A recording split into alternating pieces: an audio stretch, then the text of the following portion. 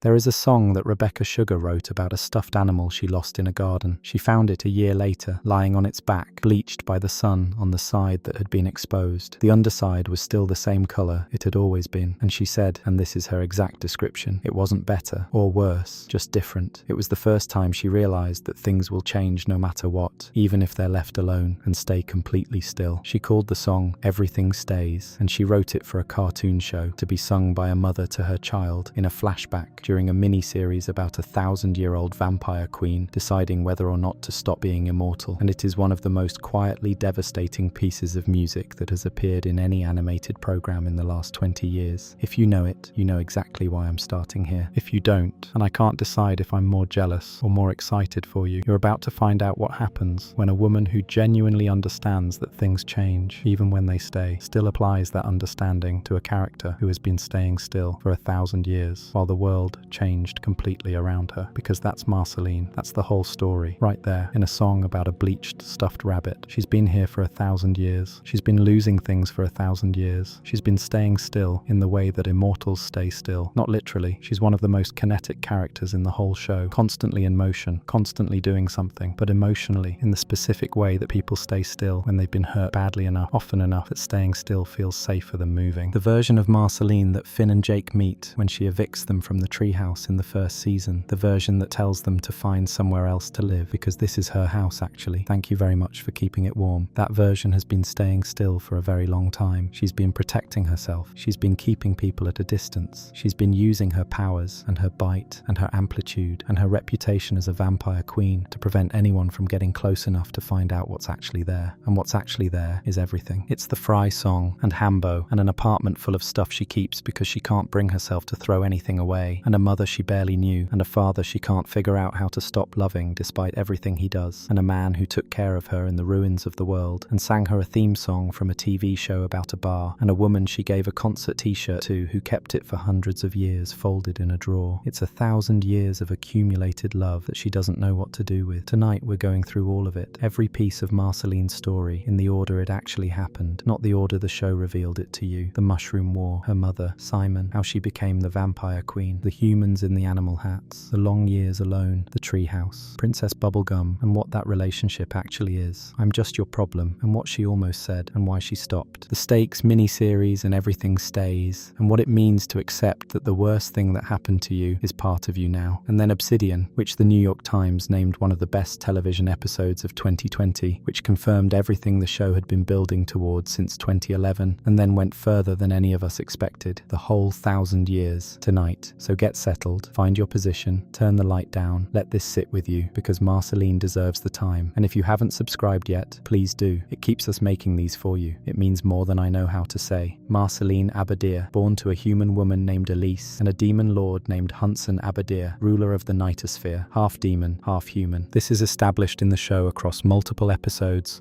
and confirmed definitively in Stakes and Obsidian. The Wikipedia page on Marceline the Vampire Queen confirms Rebecca Sugar voiced Elise, the mother, in Stakes, and that Olivia Olson's real-life father, Martin Olson, voices Hunson Abadir. I keep coming back to that casting choice for Hunson. They cast the actress's real father as the character's terrible father. That's an extraordinary production decision, and I genuinely do not know how to feel about it, other than that it's the Adventure Time crew being almost aggressively committed to emotional truth wherever they can find it. What we know about Elise comes almost entirely from two sources: a brief early sequence in Stakes showing her and young Marceline in the desert after the war, and a flashback in Obsidian that shows more of who she was. She was a human woman who survived the Mushroom War. She was traveling through the ruins of the world with her small daughter. She was sick. The show implies she was ill, possibly from the fallout, possibly from something else. And she died. She died while Marceline was still very young, before the years with Simon, in the early period after the war, when the world was still figuring out what it was going to be. In Obsidian, we see a brief glimpse of her, repairing a motorcycle, capable and self-sufficient, clearly the kind of person who kept moving forward because stopping wasn't an option. She's voiced there by Erica Luttrell. And the motorcycle she's shown working on, the Adventure Time wiki notes, was a 2000 Honda CB600F, a real, specific detail from the real world, which the show includes because it's still the real world, sort of, in the ruins period. Just the real world with everything ended. Elise died. And Marceline, who was already at this point a half-demon child with no real understanding of what she was or what that meant, was alone, in the ruins of civilization, with no one. And then she met Simon Petrikov. We've talked about Simon extensively in a previous video on this channel, but I want to revisit the Simon and Marceline relationship, from her perspective specifically, because it looks different when you're tracing her arc rather than his. For Simon, meeting Marceline was the thing that gave him a reason to keep fighting against what the crown was doing to him. She was the reason he kept putting the crown on and pulling it off again. The reason he kept singing the Cheers theme in rubble. The reason he kept going. For Marceline, Simon was the first safe thing after the end of the world. He was the person who found her crying alone and didn't leave. Simon and Marcy is the 14th episode of the 5th season of Adventure Time, aired March 25th, 2013, written and storyboarded by Cole Sanchez and Rebecca Sugar. It holds a 9.7 on IMDb and was nominated for a Primetime Emmy Award for Outstanding Short Format Animated Program. It's set approximately 996 years before the present day of the show, so not long after the Mushroom War, in the period when the ruins are still fresh, and the new world hasn't decided what it's going to be yet. Simon is 47 years old in this flashback. His skin is already going blue. His hair is already white. His nose has started its long journey toward the Ice King's nose. He is recognizably in the middle of becoming something else, and he knows it. And he keeps putting the crown on because he has to, and pulling it off because he wants to stay himself for as long as he can. And Marceline, 7 years old, watches this happen and loves him anyway. She watches him go away and come back and go away and come back. Each time the return taking a little longer, the person behind his eyes a little harder to find. And she loves him anyway. She calls him Simon. She lets him sing her the Cheers theme. She lets him push her through the ruins in an office chair while he scat sings because she's sick and they need to find soup, and this is what he has available. Himself, an office chair, and the most ordinary piece of comfort left in a world that has destroyed ordinary. Making your way in the world today takes everything you've got. He's singing it because it's true, and because it's before, and because she needs something from before. The episode ends with him saying goodnight and calling her Gunther. Her name. Not her name. The penguin's name, bleeding through from the future that is already forming around his present. She hears it. The show ends on her face when she hears it. And that's the beginning of the end of this period of her life. The Cheers theme, and the office chair, and the man who tried. At some point, Simon had to leave. The crown was winning. He was becoming dangerous in ways he couldn't predict. The thing he cared most about was keeping her safe, and keeping her safe meant going away. So he went. And Marceline, who had already lost her mother, who had never known her father except in the most complicated ways we'll get to shortly, was alone again. Here is what the show is building at this point in Marceline's history. A pattern. She loves people, and they leave. Not because they stop loving her. Simon never stopped. The letters in I Remember You make that devastatingly clear. They leave because the world is catastrophic, and people leave in catastrophic worlds. They leave because the crown takes them. They leave because they die. They leave because sometimes you have to. And the pattern, experienced by a child who has lost everyone, becomes a lesson that Marceline will spend the next 900 years unlearning. People leave, so leave them first. Or keep them at a distance that feels like not caring. Or be so loud and so powerful and so intimidating that nobody gets close enough to hurt you. She found her father. This is the part of Marceline's story that runs in the background of the show from the very beginning. The part that the episode It Came from the Nightosphere establishes in the second season, which aired November 1st, 2010, and holds an 8.4 on IMDb. Hunsan Abadir, ruler of the Nightosphere, a hellish dimension sustained by chaotic evil, is the sort of father who literally sucks the souls out of living beings for sustenance. He is, in the most specific possible sense, a father who consumes rather than nourishes. He takes from everything around him. He is incapable of giving in the way that parents are supposed to give. And Marceline wrote a song about him, the Fry Song, about how he ate her fries. Look, I know how that sounds. She wrote a song about her demonic father who rules a hell dimension, and the song is about him eating her French fries. But here's the thing about the Fry Song. It's not about the fries. It was never about the fries. The fries are just the thing that happened, the specific ordinary thing that crystallized a much larger grief. She's singing about all of it. The absence, the dismissal, the specific quality of a father who is there but not present, who takes instead of gives, who couldn't be bothered to notice something as small as a child's food in the middle of eating the food. I wanted chips, and you ate them. I cried. You didn't notice. I went home, and I cried some more. That's not a song about fries. That's a song about invisibility, about being a child in front of someone who is supposed to see you and not being seen. The Fry Song was written and performed by Olivia Olson, who voices Marceline, and it aired in It Came from the Nightosphere, which was written and storyboarded by Cole Sanchez and Rebecca Sugar. Note the names. Sugar keeps showing up in the Marceline episodes, the ones that go deepest.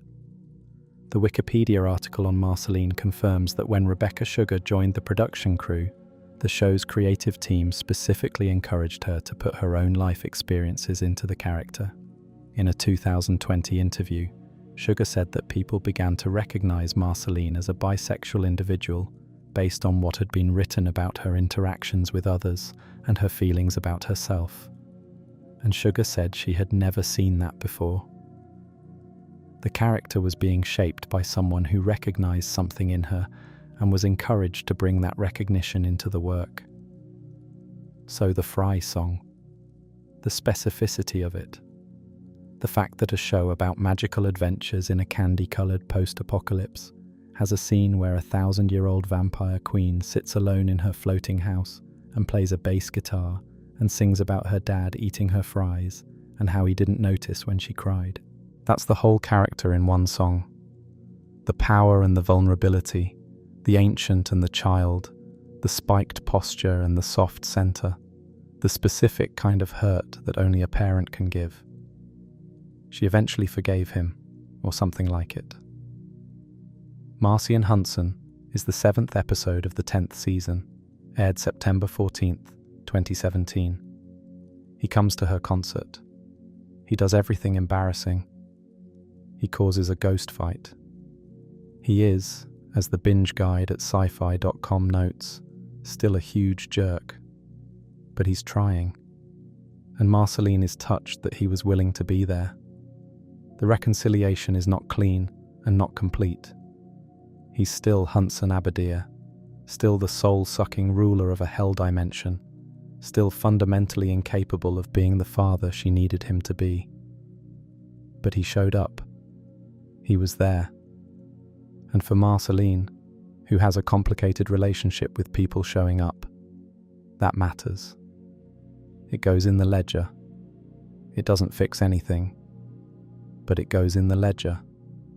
Now, the vampire years, the period between Simon leaving and the start of the main series, the period when Marceline was out in the world of the post-Mushroom War ruins, developing into the person she would eventually be.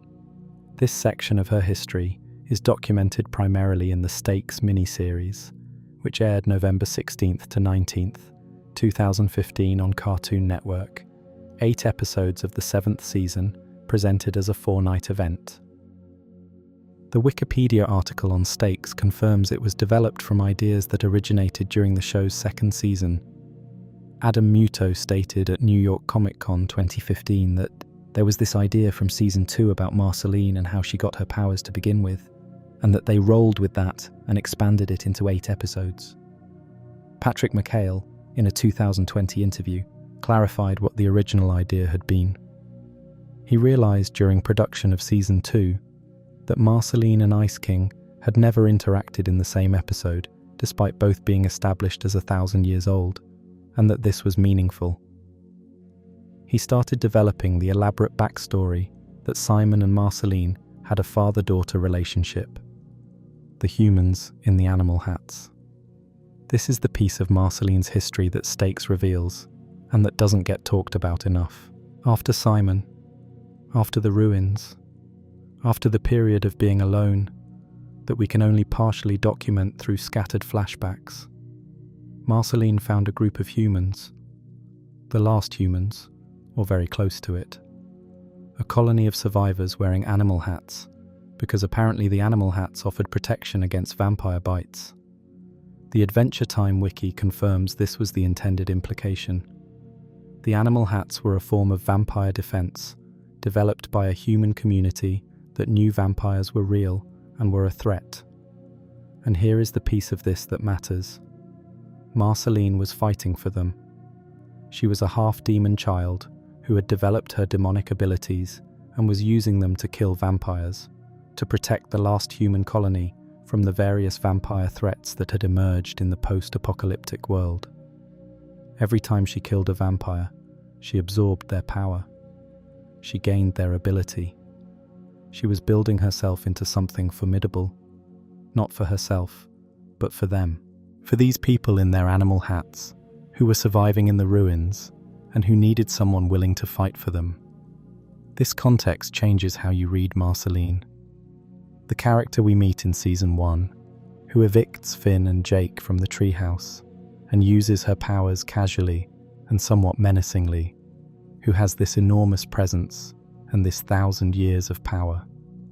She built that during years of fighting for the survival of people she cared about. The power wasn't for herself. It never was. And when the show eventually reveals this, when Stakes shows you the young Marceline hunting vampires in the dark with this focused, exhausted intensity, the whole thing retroactively makes sense. She learned to be formidable, because formidable was what the people around her needed. She fought the Vampire King. The other major vampires she faced had powers she absorbed. The Fool's flight ability, the Empress's hypnotic eyes, the Hierophant's shape-shifting, the Moon's sleep-inducing gaze. The Vampire King had something different. He was ancient and powerful and understood her.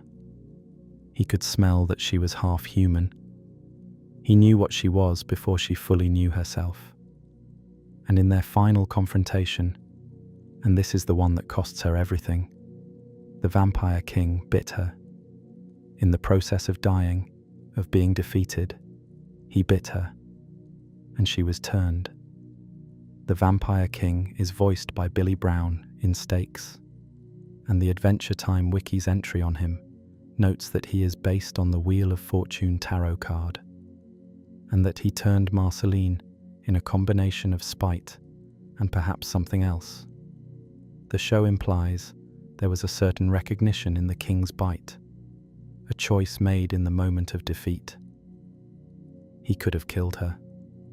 He turned her instead. And Marceline, who had been fighting for the humans in the animal hats, who had been building herself into a protector, woke up as the last vampire on Earth. The thing she had been hunting. She became what she'd been fighting.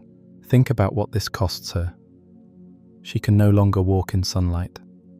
She can no longer be fully human in any of the ways that matter. The people she was protecting, the humans in the animal hats.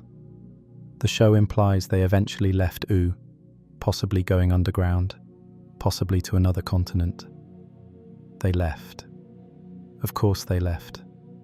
And Marceline was left behind, not quite human, not quite demon, permanently alone in a world that had nothing familiar in it anymore.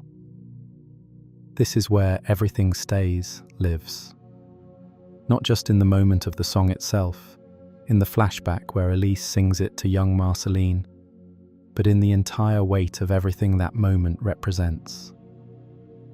Elise is singing her daughter a lullaby that is, without knowing it, a prophecy. Everything stays. Everything changes. The two things are true at the same time. And Marceline, who will eventually live to be 1,000 years old, will find this out at a scale her mother couldn't have imagined. The song. I need to tell you about the song. Everything Stays appears in the second episode of the Stakes miniseries, also titled Everything Stays, which aired November 16th, 2015. It holds a 9.4 on IMDb. It was written and storyboarded by Hannah K. Nystrom, who later became showrunner for Adventure Time, Fiona and Cake. Nystrom was storyboarding the flashback sequence between Marceline and her mother, and found herself unable to write a lullaby that felt right for the scene. She went to Adam Muto. Muto contacted Rebecca Sugar and asked if she would write something.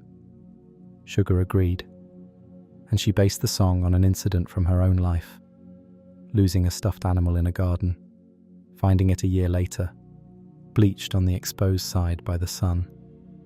Not better, not worse, just different. The song Sugar wrote from that memory. Let's go in the garden. You'll find something waiting, right there where you left it, lying upside down. Things change even when they stay still. The underside is the same. You can leave something and find it again, and it will be different now, transformed by time and exposure, but not gone. Not gone. Rebecca Sugar voiced Elise in the episode. This is her first voice acting role. The person who wrote the song sang it in the show, as the mother of the character who is singing it throughout the show. And the Adventure Time fanfare review says it perfectly. Everything Stays is the second episode of this mini-series, and also the best song in the entire show. It's a gift from Rebecca Sugar, Marceline's mother, both figuratively and literally.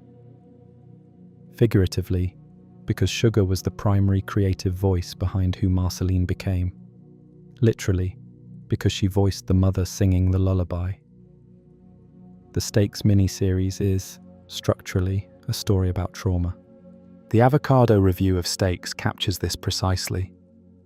Because there's no way to engage with Stakes in general, and the Dark Cloud in particular without talking about trauma, and specifically the process of healing. The miniseries begins with Marceline asking Bubblegum to remove her vampiric essence. She no longer wants to be immortal. She wants to grow up. She says even after 1,000 years she still feels messed up and empty inside. She wants to be mortal. She wants the option of ending. And the removal of the essence doesn't work the way she hopes. It releases her old vampire enemies back into ooh. They have to be hunted down one by one. And in the end, Marceline absorbs the vampire essence back into herself at the cost of once more becoming a vampire. The ending has frustrated some viewers over the years. She doesn't get what she wanted. She wanted out of immortality, out of the 1,000 years, out of carrying the vampire queen identity. And the universe said no. She has to keep being what she is. She has to take back the darkness into herself and carry it again. But here's what the fanfare review catches, and I want to quote it because it's one of the sharpest readings of the whole miniseries. In the beginning, Marcy decides she wants to escape the darkness of her past, so she removes it. But it just released bad stuff back into the universe. In the end, Marcy has to save the day by absorbing all that bad stuff back into herself with her big absorbent heart, the ultimate emotional labor. And then, it's kind of a story about PTSD, no? She was locked into the emotional age she was when that happened, and couldn't grow up until she dealt with it and accepted that it would always be a part of her. That's it. That's the whole arc. She was locked into the emotional age of the child who lost everything. She thought she could remove the bad parts, isolate them, take them out, and leave them somewhere they couldn't hurt anyone. And they just became a different kind of problem. The darkness isn't the vampiric essence. The darkness is everything she's been carrying since the ruins. And you can't remove that. You can only learn to carry it differently. Everything stays. The stuffed rabbit with the bleached side. You come back and it's changed and it's the same, and you learn to love the bleached side too. Because that's the side that was in the sun. That's the side that was alive. Marceline at the end of Stakes is, for the first time in a very long time, somebody who has accepted what she is. Not happily, not without grief. The ending of the mini-series is beautiful, specifically because it doesn't pretend the acceptance is easy. She sings Everything Stays, reprise, over a montage of ooh, returning to normalcy. Everything stays. The underside is still the same, and she's the vampire queen again. Still, but now she knows why, and knowing why is different from not knowing why. But I want to go back in time in the story, not in the narrative timeline, but in the episode timeline, and talk about what happened between Simon leaving and Marceline becoming the person we meet in the first season. Because there's a huge gap there. Hundreds of years of a young immortal woman moving through a world that kept changing while she stayed still. And the show fills that gap slowly, across seasons, through small episodes and moments and songs that each add a piece. Memory of a Memory is the third episode of Adventure Time's third season, aired October 11th, 2010. Ash, Marceline's ex-boyfriend, described in the Sci-Fi Binge Guide as her extremely shitty ex, casts her into a sleeping spell, and Finn and Jake have to go into her memories to save her. This is the first time the show gives us a real window into her backstory, before any of the major mythology has been established. We see her as a child, and we see her with Simon, just his hand, just a brief glimpse. And we see her break up with Ash, and we see the specific thing Ash did that is genuinely one of the show's most quietly devastating moments. He traded Hambo, Simon's bear, the bear from the ruined toy store that Simon found and pressed into her arms in the ruins of the world. The most precious thing she owned. Ash traded it to a Sky Witch in exchange for a spell to make himself more powerful. This is how you lose someone who has already been lost to you once. You thought the thing they gave you was safe. And then someone who was supposed to love you traded it away without telling you because it was inconvenient for him, and he didn't understand what it was, or what it meant. Ash gets kicked in the nards at the end of the episode, as the Sci-Fi Guide notes. He deserves it. But the Hambo is gone. And Marceline, who will eventually trade the most emotionally significant thing she owns, a concert t-shirt from Bubblegum, to get it back in the 5th season episode Sky Witch, aired May 26th, 2014, IMDb 8.9, will spend years without it. A Sky Witch named Maya eventually sold it, and Maya's purpose for acquiring it was to absorb its emotional charge, because a 1,000-year-old love suffused into a stuffed bear is a source of magical power. The love in the bear made it valuable. The thing Simon gave her because he loved her became a power source because she loved it so much for so long. Marceline's grief is a resource that the world keeps trying to extract from her. Let me tell you about what was missing. Season 3, Episode 10. Aired September 26, 2011. Written and storyboarded by Adam Muto and Rebecca Sugar. It holds a 9.0 on IMDb. The episode was watched by 2.185 million people when it aired, which is notable because it's a bottle episode about a band playing music to open a magic door. That's the whole plot. Finn, Jake, BMO, Princess Bubblegum, and Marceline form a band to defeat a door lord and get their stolen things back. Except here's the thing the door lord stole from Marceline. nothing. The Door Lord didn't take anything from Marceline. The show reveals this in the final minutes. She didn't have anything that the Door Lord took. She just wanted to hang out with them. She wanted to be part of the group. She wanted to be there, in the tree house, with these people who had become something that she didn't have a word for yet. And she was too proud, and too armored, and too committed to the image of someone who doesn't need anyone to just ask. So she pretended she'd been robbed, and she showed up, and she almost told the truth in the middle of a song. I'm Just Your Problem is one of the most famous songs in Adventure Time. Written and storyboarded by Rebecca Sugar, performed by Olivia Olson. The premise is Marceline singing at Princess Bubblegum, airing grievances that have been building apparently for a long time. There's history between them. The episode establishes this clearly without yet telling you what the history is. And the song is Marceline's way of performing the anger and the hurt and the distance. She starts aggressive. I don't need you to care. I don't need your regard. I just need you to listen. So please shut up. And then, gradually, under the aggression, something else starts to bleed through. She starts singing about wanting to make up, about missing her, about the specific ache of being estranged from someone you still love. And then she catches herself. She changes the lyrics. She doesn't finish the real thought. The TV tropes page for What Was Missing notes: before Marceline realizes what she is saying at the end of the song, I'm Just Your Problem, she is singing about wanting to make up with Princess Bubblegum, even though she shouldn't. But she quickly changes the lyrics. She almost told the truth. She almost said it. And then she stopped, because saying it out loud meant being vulnerable. And being vulnerable meant being the child in the ruins who was left, and she has spent hundreds of years making sure she doesn't have to be that child again.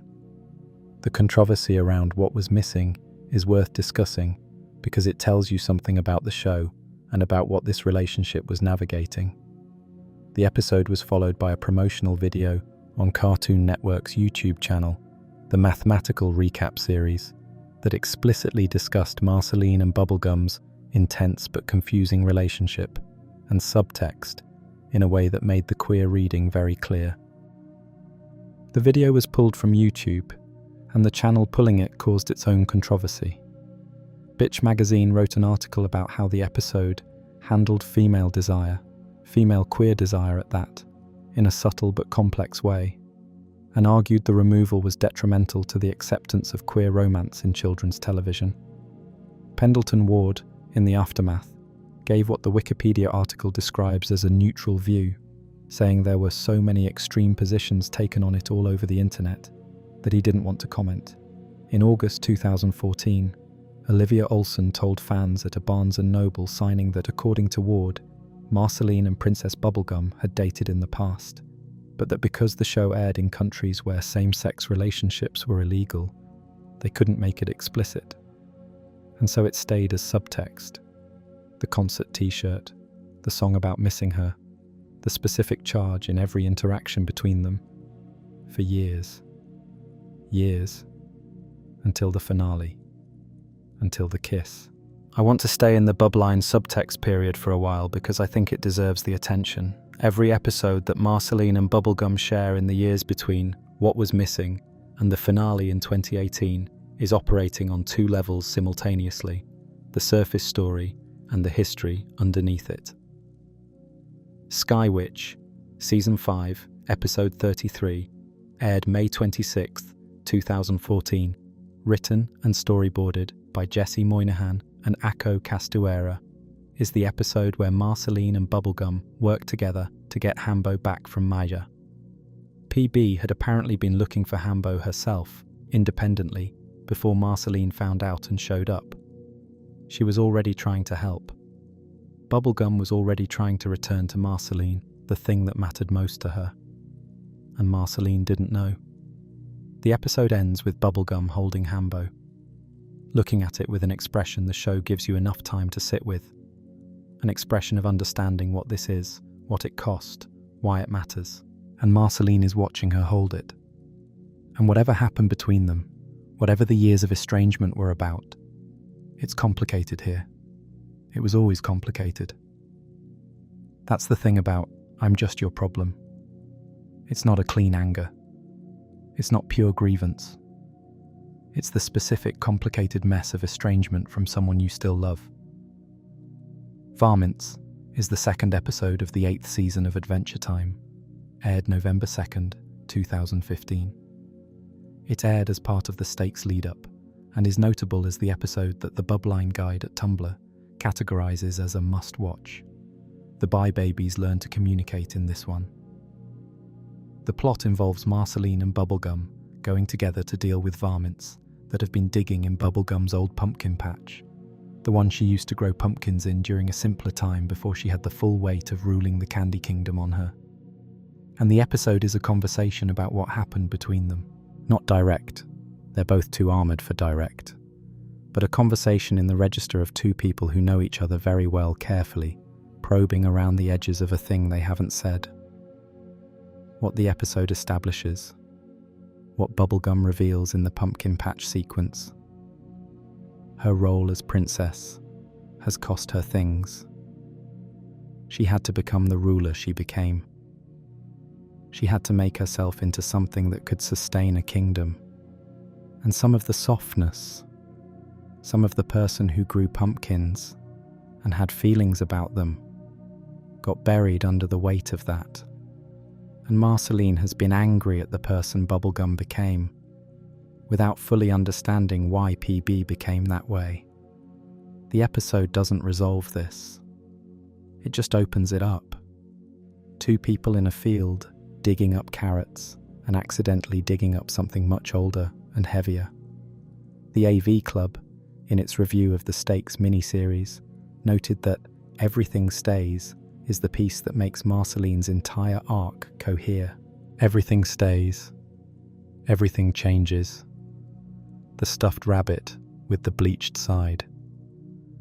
And I keep coming back to the fact that Sugar wrote Everything Stays from memory of a bleached stuffed animal, and that the song is sung in the show by the character of Elise to her daughter Marceline, and that the song's implicit promise that the things you love will still be there even after time changes them, is what Marceline is learning, slowly, across 1,000 years, is actually true. The finale of Adventure Time. Come along with me, the 4-part series finale, episodes 13 through 16 of Season 10, aired September 3rd, 2018. Held a 9.7 on IMDb.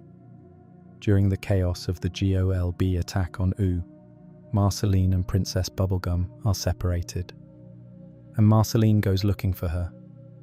She fought for Bubblegum during the Great Gum War that was already starting before Golb arrived. She was already committed. She had already decided what mattered. And in the middle of an apocalypse, she finds Bubblegum, and they kiss. The Wikipedia article on Marceline confirms this simply. In the Adventure Time series finale, Marceline fights for Princess Bubblegum during the Great Gum War. And then the show does what the show had been working towards since 2011. It confirms the relationship explicitly. The subtext that had been carefully maintained for 7 years across different episodes and different writers and different complications at Cartoon Network. The t-shirt, the song, the history that the show kept gesturing at without naming, finally, in the series finale, was named. Not with a speech or an explanation, with a kiss. In the middle of an apocalypse. Two women who had circled each other for hundreds of years finally being honest. Petrana Radulovic at Polygon described Obsidian, which aired November 19th, 2020, the second of the Adventure Time Distant Lands specials on HBO Max, as a perfect end to this big gay year in animation, noting that the special showed that there was still work to do going forward, but that what it achieved was genuinely significant. The New York Times named it one of the best TV episodes of 2020, calling it the best excuse for HBO Max's existence. It holds a 9.1 on IMDb. Obsidian is the episode that fills in the gaps. The episode that shows you when they met and what went wrong and how they eventually found their way back. It's structured as a series of flashbacks nested inside a present-day story about Glass Boy, a young glass person who comes to find Saint Marceline because the legendary hero who once saved the Glass Kingdom with her song is needed again.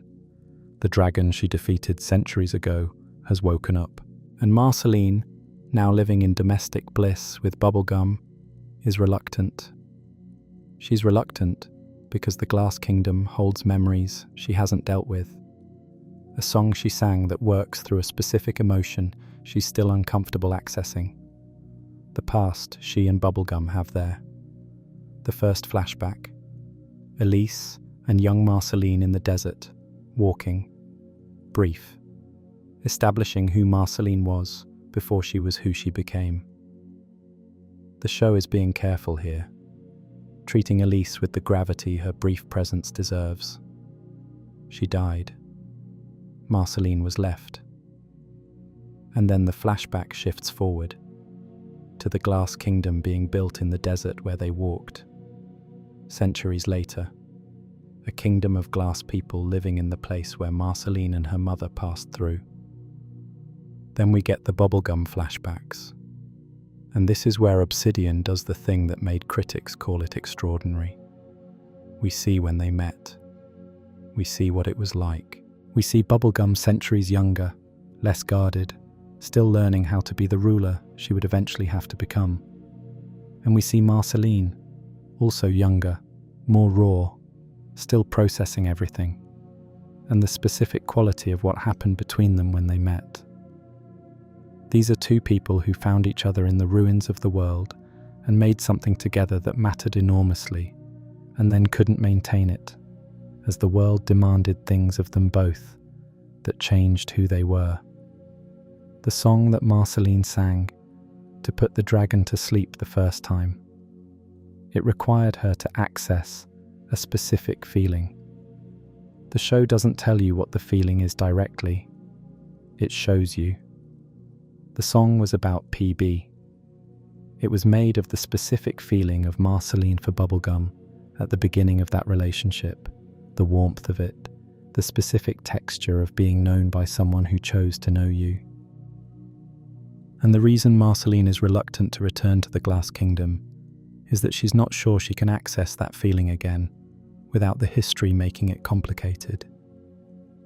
The arc of Obsidian is Marceline working through what got in the way. The breakup, when it comes in flashback, is painful in the specific way of two people who were wrong for each other at that specific time, without either of them being wrong as people. Bubblegum was becoming the Candy Kingdom, was becoming what being a princess required, was hardening in ways that Marceline experienced as being pushed away. Marceline was her own complicated self, doing the thing she'd been doing since the ruins, keeping people at a distance when they got too close, performing not caring when she cared enormously. They hurt each other. Bubblegum's measured coolness felt like rejection. Marceline's spiky withdrawal felt like indifference. Two people who both felt abandoned by the other, while abandoning the other in return.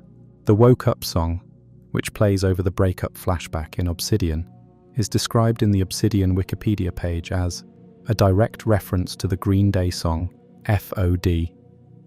An angry, raw, entirely appropriate reference for the specific emotional register of a relationship ending in hurt and anger. It's Bubblegum's perspective on the breakup, her feeling of being left, her anger at the abandonment. And it's useful because it makes Bubblegum's side visible in a way that the show had mostly not done. Most of the subtext episodes are from Marceline's point of view. Marceline's hurt, Marceline's missing her.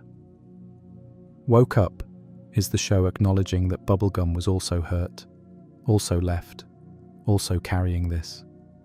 Two people who both felt like the one who was abandoned. And then the present. Glass Boy needs the song. The dragon is awake. Marceline needs to find the feeling again. Not perform it, actually access it. And what she has to do is go back to the beginning. Relive the memories. Understand that the hurt and the history and the complications don't negate the original thing. That the original thing is still there, underneath the centuries of it. The same way the underside of the stuffed rabbit was still the same colour.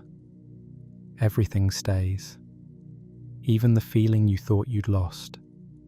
Even the love you thought the years and the hurt had bleached out. The song that defeats the dragon. Monster. The Knight reviewed it positively, noting as cited in the Wikipedia article that it's as iconic as I'm Just Your Problem and Everything Stays.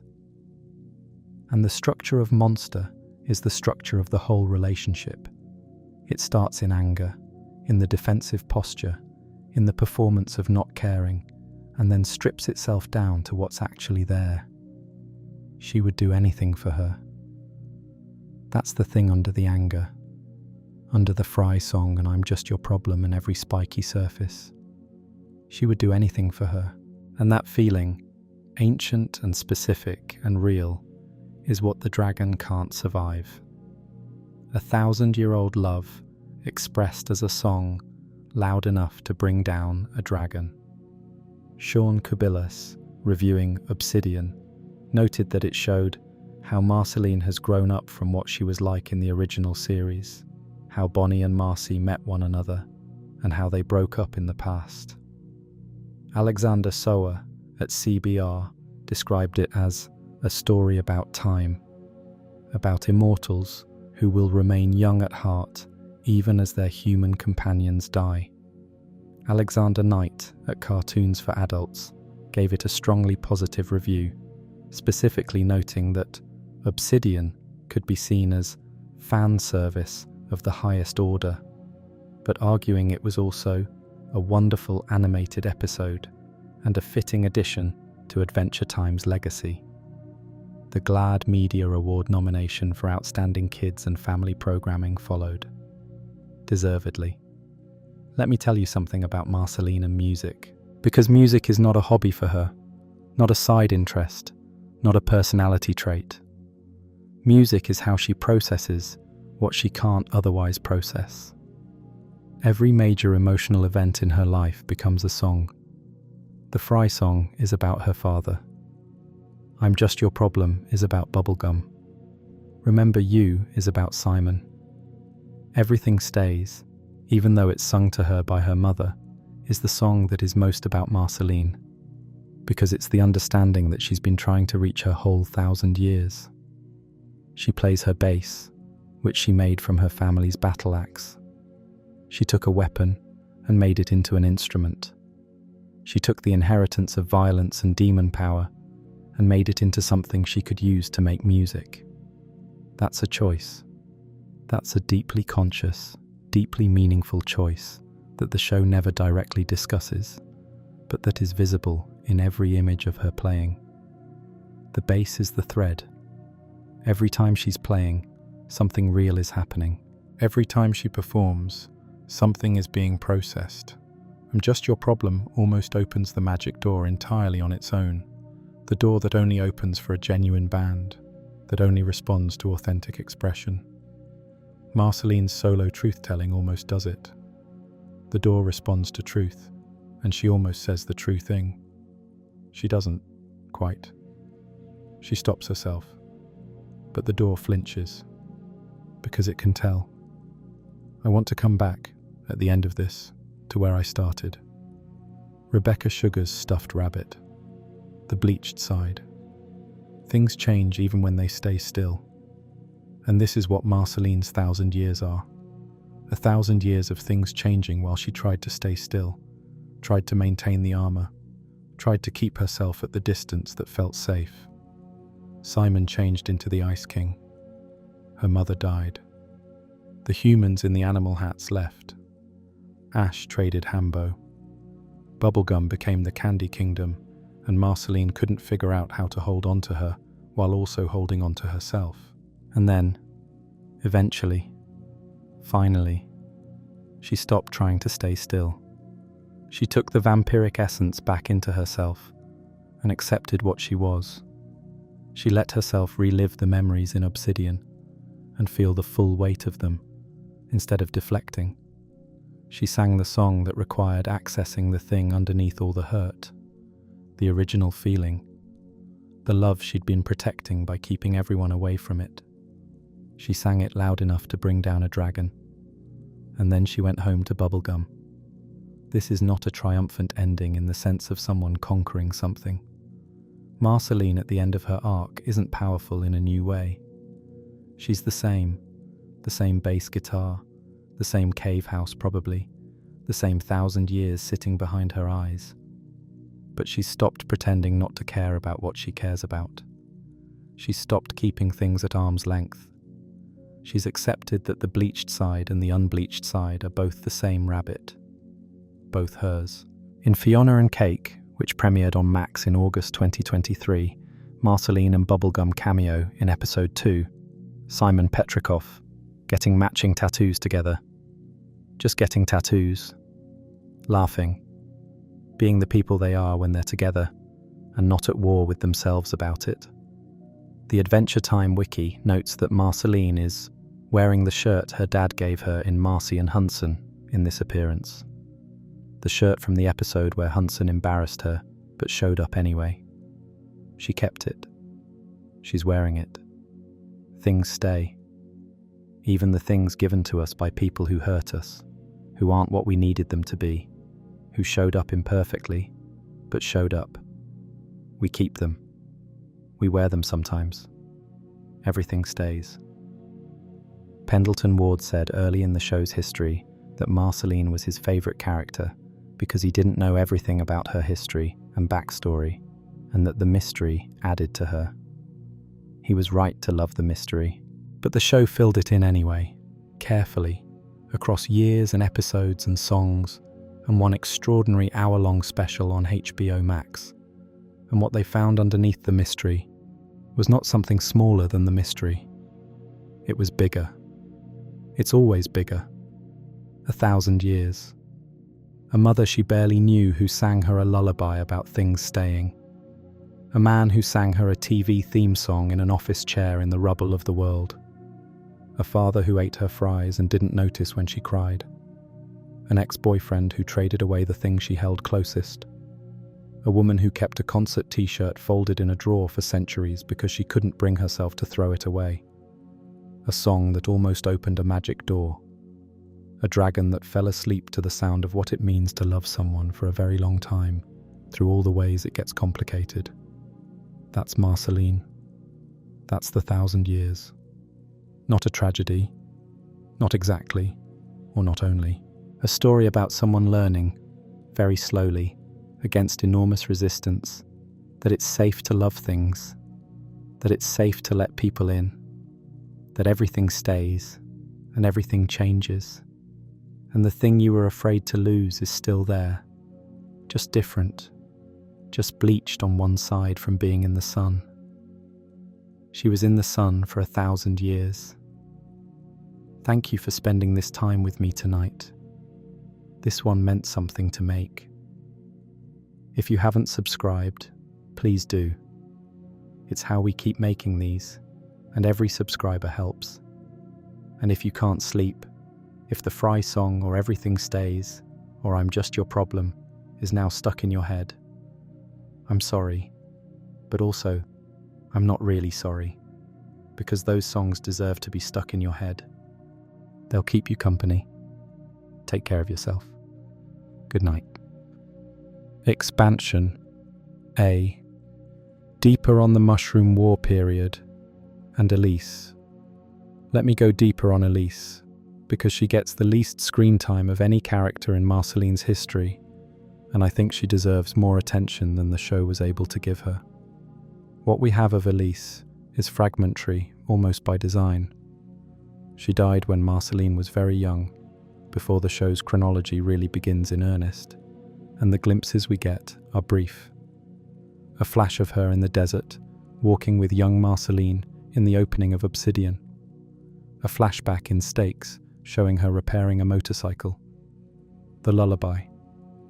But what those fragments imply is a person who was, in the specific way of people who survive catastrophes, extremely capable. The motorcycle repair detail from Obsidian. The Adventure Time. Wiki notes it was a 2000 Honda CB600F, a real make and model, is a small but meaningful character choice. Elise was practical. She was mechanical. She could fix things. She was moving through the ruins of civilization with a small half-demon child and a motorcycle and the specific competence of someone who had decided that survival was possible and was going about it systematically. This was not a woman who sat down in the rubble and gave up. She was moving towards something, looking for something. Maybe just safety, maybe more than that. And she was sick. The show implies this across multiple moments. The specific care with which she's depicted in the flashback, the brevity of her presence in Marceline's life. She died not long after the Mushroom War, while Marceline was still young enough that the specific emotional reality of it was, the person who knew me best is gone, and I don't know what to do. Which is a different kind of grief from later, more adult grief. It's the grief of a child who hasn't developed the language for it yet, who just knows something is wrong, who carries it without words. The casting of Rebecca Sugar as Elise is significant beyond the sentimentality of it. Sugar was the person most responsible for shaping who Marceline became in the show, writing her most important episodes, putting her own experiences into the character as the creative team encouraged her to. So when Sugar voices Elise singing Everything Stays to a young Marceline, the person who created the daughter is voicing the mother. The person who understood Marceline best plays the person who knew Marceline first. And the song Sugar wrote, about a stuffed rabbit bleached by time but not destroyed by it, is being delivered by Sugar to the character Sugar helped create. The layers of authorship and care in that moment are genuinely extraordinary. What Everything Stays says about Elise. She understood that things change. She understood this before Marceline had the time or the experience to understand it herself. She was a woman dying in the ruins of civilization, singing her daughter a lullaby that said, "The things you love will still be there." Changed, yes. Bleached by time, by distance, by everything that happens between now and when you find them again. But still there. The underside still the same color it always was. Elise died, and Marceline was left with the song and the motorcycle and the ruins, and no one to tell her what things staying meant in practice, when staying meant staying through loss, after loss, after loss. Expansion. B. The period between Simon and the Vampire King. There are a lot of years between Simon leaving and the Stakes flashbacks that the show doesn't fully document. Hundreds of years of a child growing up, more or less alone, in a world that was figuring out what it was going to be after the Mushroom War. And I want to spend time thinking about what those years probably looked like, based on what the show gives us and what it implies. Marceline is half demon. She didn't fully understand this for a long time, and the process of understanding it, of learning what her demonic abilities were, what they meant, how to use them, was probably not guided by anyone. Simon, before the crown took him completely, taught her things. Practical things, survival things, how to find food and stay warm. But he couldn't teach her what she was. He was human. He didn't know what being half-demon meant any more than she did. And then he was gone. The Adventure Time. Wiki's description of Marceline's demon heritage is that she's half demon, half human, with access to demonic abilities, including shape-shifting, soul-sucking, and various physical powers. These abilities were present from before she became a vampire. The soul-sucking in particular is a demonic trait, not a vampiric one, something she was born with rather than acquired. Learning to use this without guidance, without anyone to tell her what she was capable of or what the limits were, is the situation of a child learning to swim by being thrown in the deep end. Multiple times, in the ruins of civilization. There's a quality in how Marceline is depicted in the Stakes flashbacks, the post-Simon, pre-vampire period, that reads as hard-earned self-sufficiency. She's young, but she moves like someone who has been doing this alone for a while. She knows how to assess situations quickly. She knows how to fight. She's developed a specific kind of confidence that isn't bravado. It's the confidence of someone who has had to rely entirely on themselves and discovered, with some surprise, that they're capable. She can do this. She can survive this, whatever this is. And then she found the humans in the animal hats. A community. People. The adventure time. Wiki establishes that she encountered this colony of survivors at some point in the post-Mushroom War period, and that they had developed the animal hat custom specifically to protect against vampires. They knew vampires were real and were a threat. They had built a defense around this knowledge. And Marceline, half-demon, acquiring powers, growing into herself, started fighting for them. What I find fascinating about this section of Marceline's history is what it reveals about her default orientation toward other people. When she found a community that needed protection, her response was to provide it. She didn't negotiate. She didn't weigh the cost against what she'd gain. She just started fighting. She started hunting vampires. She started absorbing their powers and using those powers to defend people who needed defending. This is not the behavior of someone who doesn't care about other people. This is the opposite. Marceline's whole 1,000-year arc of apparent not caring, of spiky armor and distance and I'm just your problem. It's protecting something. It's protecting this. The person who shows up and fights for you when you need it. The person who hunted vampires in the dark to keep a colony of humans in animal hats alive. The humans left. The show implies this. They went underground, or to another continent, somewhere else. The specific note in the anime superhero forum discussion of Stakes that the humans left the land of Oo for another continent is treated as established fact by the fans tracking the show's lore. Marceline was left behind. She was always going to be left behind eventually. She wasn't fully human. She wasn't fully demon. She was this other thing that didn't fit anywhere, and the people she was fighting for couldn't take her with them when they went. Or didn't. And then the Vampire King turned her, and she was alone in a new way, as the thing she had been hunting. Expansion. C. The full complexity of Bubline and what the subtext years meant.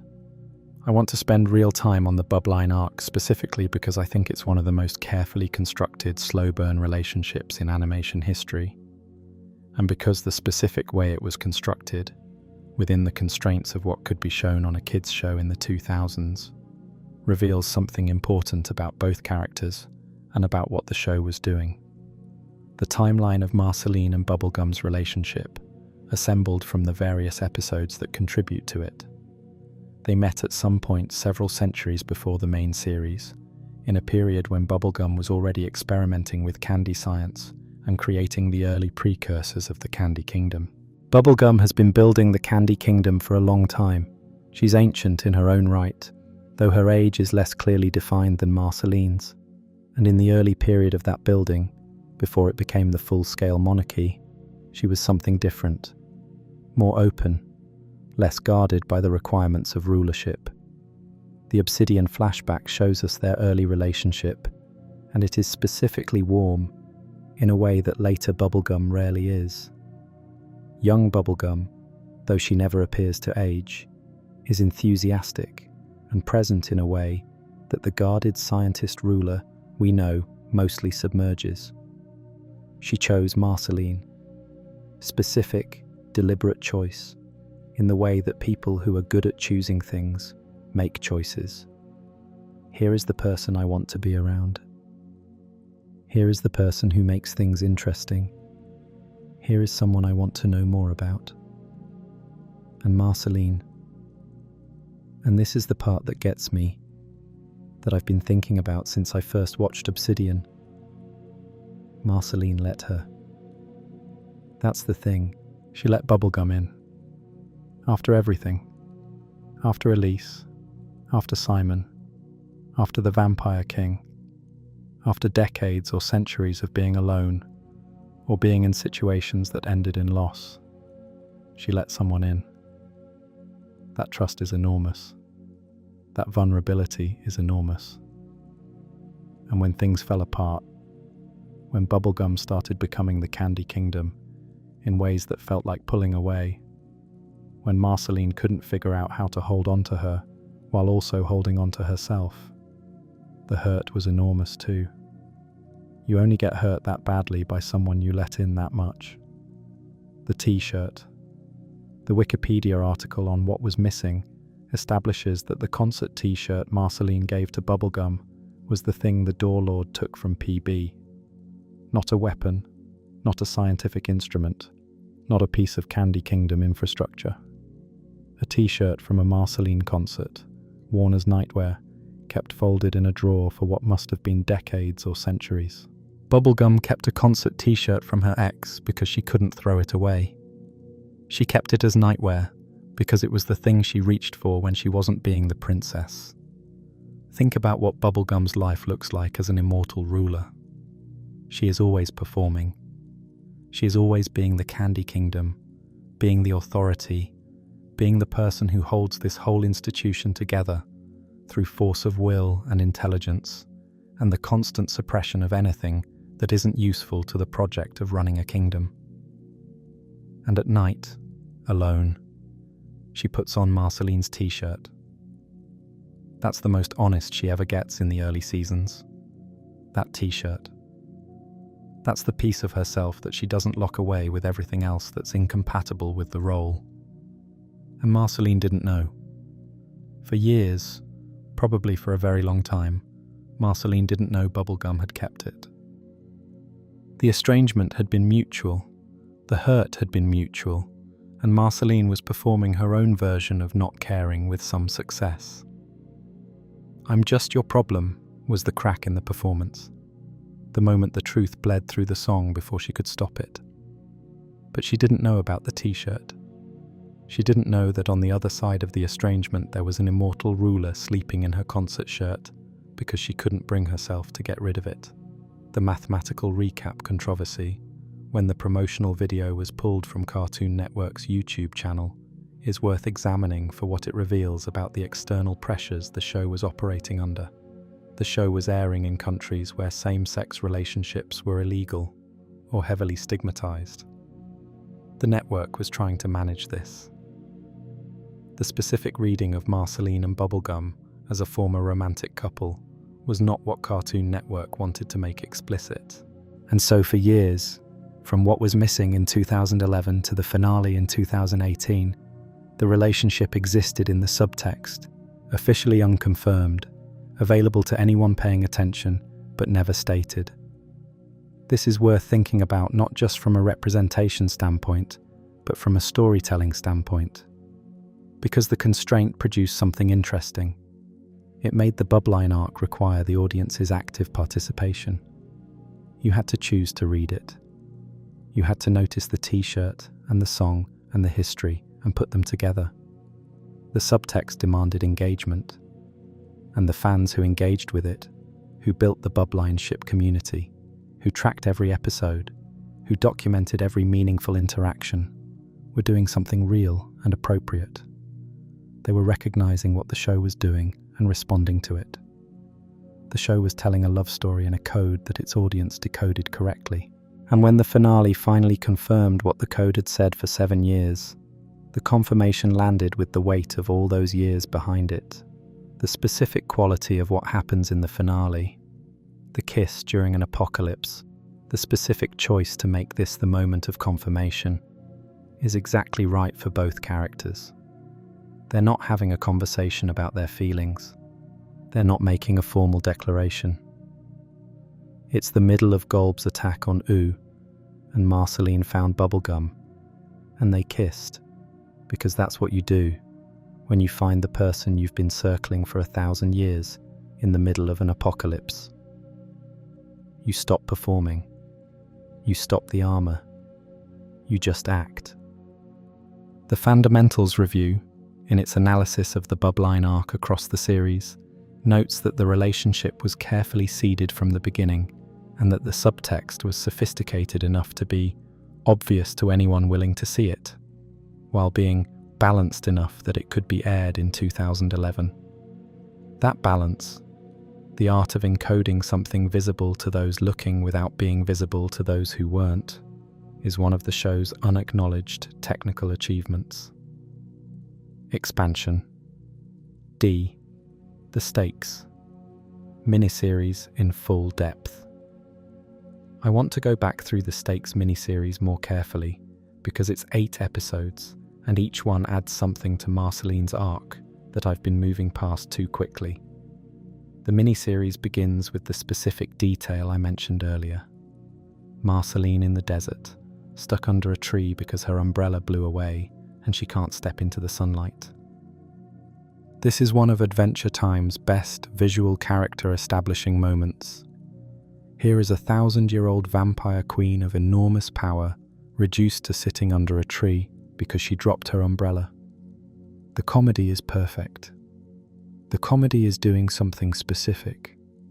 It's reminding you that all this power she has, all the centuries of surviving and fighting and absorbing other vampires' abilities, does not protect her from the basic inconveniences of being what she is.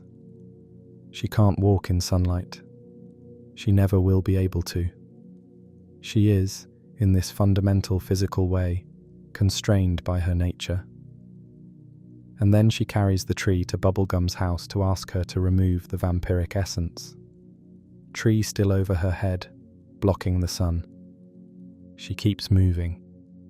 She's still moving through obstacles. But she's bringing the obstacle with her because she has to get to Bubblegum. The marked wiki quote from Stakes establishes the full context of why she wants to be cured. She explains that bad things happened to her in her childhood, and that when she became a vampire, she was just a messed up kid.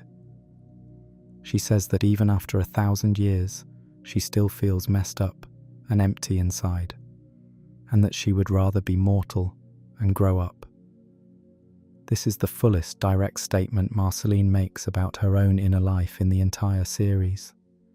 Bad things happened in childhood. Still messed up. Still empty. After 1,000 years. The 1,000 years didn't fix it. That's the specific, devastating thing she's saying.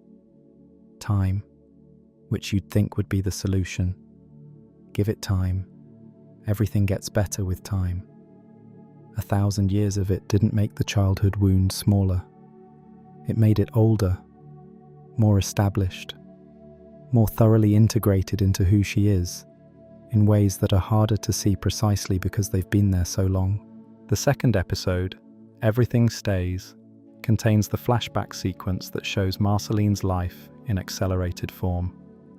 Her mother, Simon, the Vampire King, and the Vampire King's arc in Stakes is worth examining more carefully than I gave it credit for earlier. He's voiced by Billy Brown and described in the Adventure Time wiki as based on the Wheel of Fortune tarot card, an entity of change, of cycles, of the turning of fortune. His court members are also named for tarot cards: the Fool, the Empress Eyes, the Hierophant, the Moon. This is the show being structurally deliberate about the mythology it's building. The vampires Marceline hunted and killed weren't random monsters. They were part of a system, a hierarchy, and the Vampire King at the top of that system was the most important encounter she ever had. The Avocado Review of Stakes notes, His whole passionate Sky speech about fuck destiny is one of my favourite things the show has done. The Vampire King has a specific philosophy about not being bound by what he is. He chose to stop drinking human blood. Just animals now, just like everyone else, the avocado notes him saying. He made a choice about how to be what he was, rather than simply being what he was by default. And there's something in how he relates to Marceline. The show implies he recognizes her, understands her specificity as a being, the half-demon, half-human who became a vampire hunter. That is more complicated than simple predator-prey. He bit her. In the moment of being defeated, he bit her. And the show never quite explains whether that was spite or something more complicated. The fan discussion in the anime superhero forum Talkback asks whether Marceline became the vampire queen and straight up ate the last survivors of humanity. The show doesn't answer this directly. It's one of the things the 1,000 years quietly contains. The humans left. Marceline is the last vampire. What happened in between is implied rather than shown, and the implication is left somewhat ambiguous. She didn't intend to hurt anyone. She was a messed up kid who got bitten by the thing she was trying to stop. What happened immediately after? Whether the human's departure was their choice or her becoming, or some combination, the show leaves open. And I think it leaves it open deliberately, because Marceline's relationship with what she is doesn't work if it's simple. If she's purely a protector who never caused harm, the acceptance arc in Stakes doesn't have the same weight. The darkness she has to accept is real.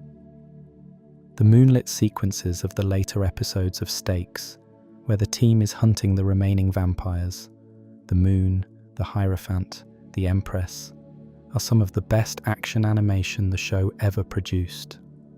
The anime superhero forum Talkback notes, "The moon sounds like the pits of hell. Run, boyos, run." And this is accurate. The moon's design and voice performance are unsettling in a specific way that goes beyond the usual cartoon monster register. The moon is ancient, much older than she looks, and she moves wrong in ways that accumulate into genuine unease. And Marceline, who absorbed each vampire's power in the original hunt, has to confront each of them again in forms that are partly her own abilities being used against her. The Dark Cloud. The final episode of Stakes, The Dark Cloud, involves the Vampire King's essence, which was absorbed by Marceline when she killed him and is now expressing itself as an enormous cloud form, a dark storm that is threatening to engulf U. And Marceline has to fly into it, has to absorb it back into herself, has to take the darkness back into her body at the cost of being a vampire again. She does it. Of course she does it. She's Marceline. She carries things. She's been carrying things since she was 7 years old in the ruins of the world. The ending of Stakes is the ending the fandom entry describes. She does so at the cost of once more becoming the vampire queen. Once the incident is over, Marceline comes to terms with her vampiric nature.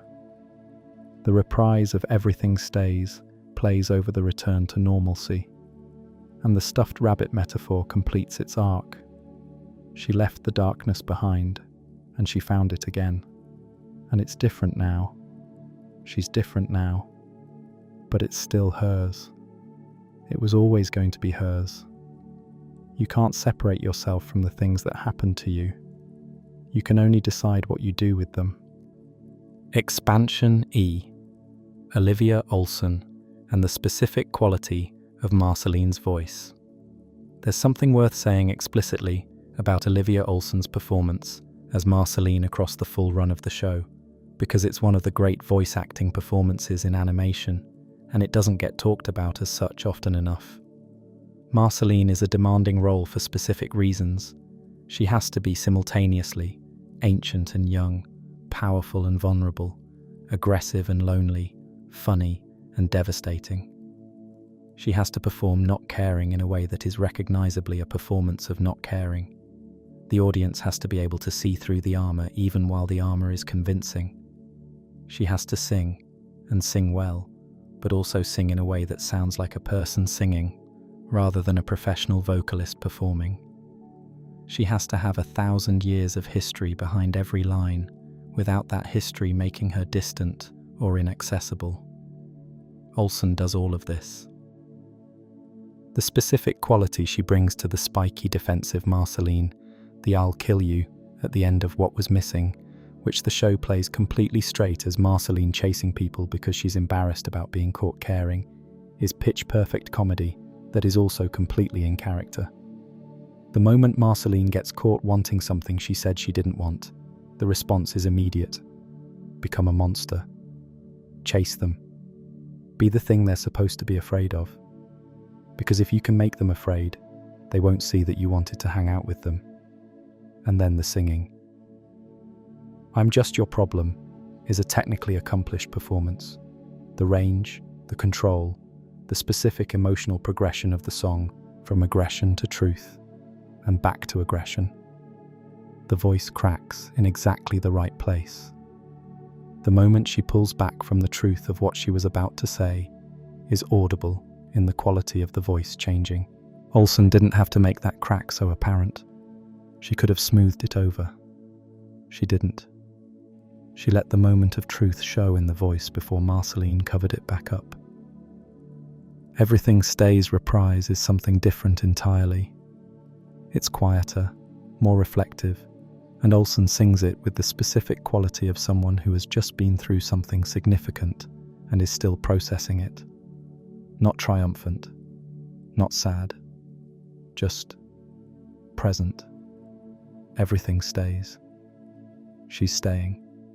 She's going to stay, now, with this, and see what happens next.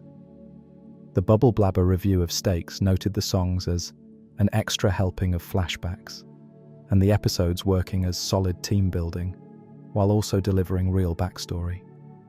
But what makes the songs work is not just the writing. It's Olsen committing to each one as a performance that reveals character. You could not sing those songs the way Olsen sings them and not understand who Marceline is. The understanding is in the performance. Martin Olsen, Olivia's real father, voices Hudson Abadir. The Adventures Time Wikipedia article confirms this.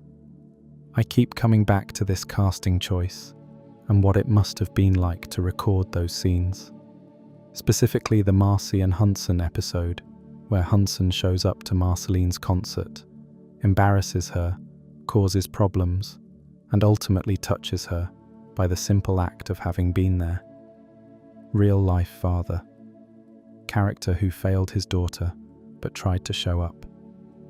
The emotional resonance of that situation, real and fictional simultaneously, had to be in the room during the recording sessions. The Adventures Time cast records together rather than individually, per the Stakes Wikipedia article, which means Olivia and Martin Olsen were in the same room, as daughter and father, voicing daughter and father having a complicated relationship. That's one of those production realities that is too real to be accidental, and that can't help but have affected what ended up on screen. Expansion F. What Obsidian does for the whole arc. I want to give Obsidian the full attention it deserves because it's genuinely one of the finest hours of television in this franchise. And because it does something that the original series, for all its brilliance, couldn't quite do. It shows you Marceline having won.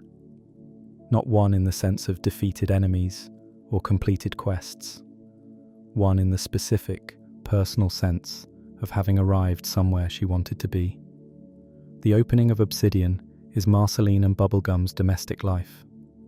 They're living together. They have an apartment. Marceline's cave house, apparently, with Bubblegum having moved her things in. It's morning, and it's ordinary, and it's exactly what years of complicated history were building toward without either of them knowing it. Marceline wearing the shirt from Marcy and Hudson. The photo booth pictures of the two of them on the fridge, which the Adventure Time wiki notes first appeared in the episode Ketchup from season 9. She kept those too. She kept everything, Marceline. She just pretended she didn't. And then Glass Boy arrives and needs Saint Marceline, and they have to go to the Glass Kingdom, and Marceline is reluctant, and the episode begins. The structure of Obsidian is something I want to describe carefully because it's sophisticated. It moves between the present story, Glass Boy, the dragon, the Glass Kingdom crisis, and a series of flashbacks that fill in the history of Marceline and Bubblegum's past. But the flashbacks aren't in chronological order. They're in emotional order. They come when the present situation triggers them. Marceline standing in a place she and Bubblegum were once happy, and suddenly we're there, in the happiness. Marceline confronting the dragon alone, and suddenly we're in the breakup. The past and present are woven together, not through narrative logic, but through feeling, which is exactly how memory actually works, and which Adventure Time has always been better at than most shows. The sequence showing how they met. Bubblegum, centuries ago, encountering Marceline. The specific warmth of early Bubblegum that the intervening centuries have almost entirely buried. She was enthusiastic and curious, and not yet carrying the full weight of the Candy Kingdom. And Marceline, and this is the thing, Marceline was charmed. The Adventure Time fanfare community notes the energy between them in this sequence as something the show had never quite shown before. The mutual delight of early attraction, before anything had gotten complicated.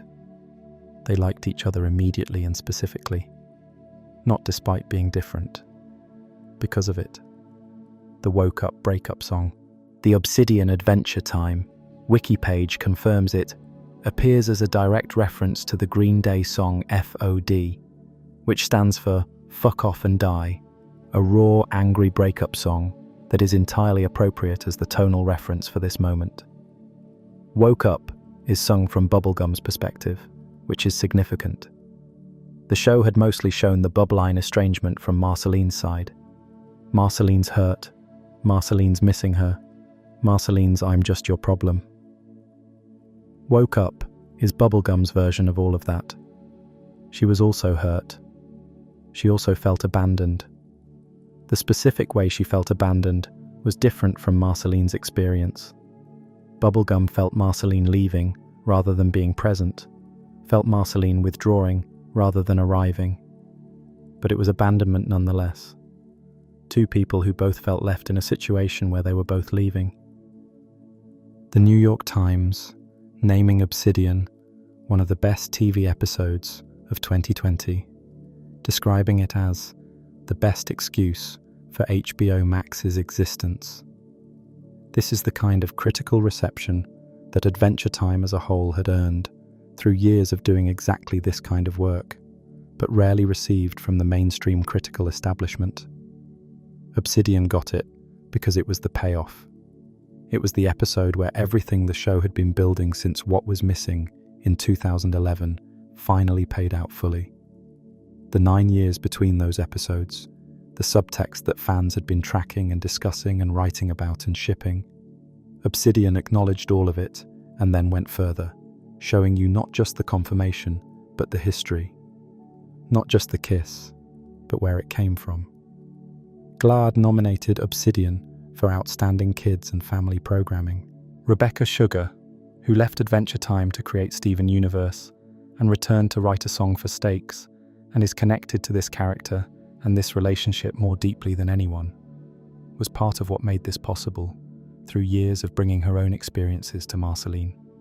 In a 2020 interview, Sugar said she had never seen before the kind of queer representation that Marceline embodied, a character who people recognized as bisexual based on the writing of her interactions and feelings about herself. She wrote that character into being. She voiced the character's mother. She wrote the song The Mother Sings. And the show she left continued to build toward what she had started, all the way to a GLAAD nomination and the New York Times Best Episodes list. Obsidian ends with Marceline singing Monster to the dragon and the dragon falling asleep. The song works because she accessed the real thing, not performed the real thing, accessed it.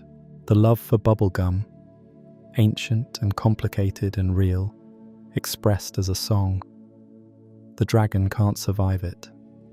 The darkness goes down, and Marceline and bubblegum stand in the glass kingdom that was built in the desert where her mother once walked. And they're okay. They're together, and they're okay, and 1,000 years of loss and armor and things changing while staying still has led here. The stuffed rabbit, bleached on one side. Not better, not worse, just different, just alive. Everything stays. Expansion. Marceline and her music. The bass and what it means. I said earlier that music is how Marceline processes what she can't otherwise process. And I want to go deeper on this because it's more central to who she is than almost any other single thing in her characterization. The bass. The instrument she plays is a bass guitar that she made from her family's heirloom battle axe. This is established early in the show and never fully explained in terms of the specific craft of converting a battle axe into a bass, but the visual reality of it, a red bass guitar that is clearly the blade of something violent transformed into something musical, is the whole character in one object. She took a weapon. She made it into an instrument, not as a symbol she was performing, not as a deliberate statement she was making to anyone, but because she wanted to play bass, and the battle axe was what she had, and she has always been the kind of person who works with what's available. But what it means, she took the thing that kills and made it into the thing that communicates. She took her inheritance, the demon heritage, the violence, the Nightosphere lineage, and made it into something she could use to say things that needed saying. The bass doesn't just represent transformation. It's the specific transformation from destruction to expression. From the thing that ends things to the thing that starts conversations. The Wikipedia article on Marceline confirms that composers Casey James Basikis and Tim Kiefer produce the bass music that the character performs in the series, and that the songs themselves were written by storyboard artists or other people affiliated with production, and the demos for many of these songs were later uploaded onto the internet by those affiliated with the show. This means the songs exist in a space between the fictional character and the real people making the show. The demos are real recordings. The emotions in them are real. The distance between Olivia Olson singing as Marceline and Olivia Olson just singing is not very large. The Fry song. Let me go back to the Fry song because I moved past it too quickly earlier. It's from It Came From the Nightosphere, the first season 2 episode, aired November 1st, 2010, written and storyboarded by Rebecca Sugar and Cole Sanchez. The scene in which Marceline sings it is this. Hudson Abadir has been freed from the Nightosphere and is consuming souls in Oo, generally causing chaos, and he's captured Finn. And in this moment of crisis, when her father is being himself in the most catastrophic way possible, Marceline picks up her bass and plays him a song about French fries. The specific choice to play the song in this moment, not to fight him, not to confront him with the full weight of everything he's done, but to play him a song about something small and ordinary and specific, is the smartest move she could make. The Fry song is not about the fries, but it is about fries. Both things are true. The specific small grievance is the entry point for the larger one. She's not going to say, "You abandoned me," or "You were never there," or any of the large true things, because those are too large and would require her to be more vulnerable than she can be right now in front of him. But she can say, "You ate my fries." She can say the small thing that stands in for the large thing. And she can sing it, which is different from saying it. Singing creates just enough distance, just enough performance frame, that the truth can be in the room without requiring her to be completely exposed to it. I looked all over, but I just can't find the fries, / I need them back so I can have my prize. The grammatical simplicity of it, the rhythm of it. It sounds like a child's song because it's a child's grief being expressed. Somewhere in the 1,000-year-old vampire queen is the child who lost her mother and then found a man who sang her cheers and then lost him too and tried to love her father, and he ate her fries and didn't notice when she cried. That child is in the song, and she sings it. The thing that makes the fry song work dramatically is that it works. Hunson Abadir, ruler of the Nightosphere, ancient demon lord who devours souls. He feels bad about the fries. The song lands on him. He stops. He listens. He's moved in whatever way he's capable of being moved. He can't be the father she needed him to be, but the song does something. It reaches through whatever his demon nature normally puts between him and other beings' pain, and it touches something. Music does what the direct statement couldn't do. That's why she plays. Every song is like this. I'm just your problem. She can almost tell the truth about how much she misses bubblegum as long as it's in the frame of a song. She can let the truth bleed through the performance in ways that she couldn't manage in direct speech. And when the truth gets too close, she can change the lyrics. She can pull back inside the performance. But the truth was there for a moment. The door responded, even though she stopped. Remember you. Though this is a different song, the one she sings with the Ice King from Simon's Letters, the singing is doing the same work. She's in the frame of a song. She can cry in the middle of a song because songs are allowed to be sad. She can let the 1,000 years of grief be present because it's attached to music, and music has its own frame. And inside that frame she's doing something artistically, rather than just falling apart. Though she is also just falling apart. Both at once. Always both at once. Everything stays reprise at the end of Stakes. She's accepting something in that song that she couldn't have accepted without the whole Stakes journey happening first. She's accepting that the bad things are part of her, that taking them back in doesn't make her less herself, that the darkness isn't something external that happened to her, but something she carries and will always carry, and that's okay. The song is her saying, okay. Not happily, okay. And she plays her bass while she sings it because that's how she says the things that matter. Monster, in Obsidian. This is the song that the dragon can't survive.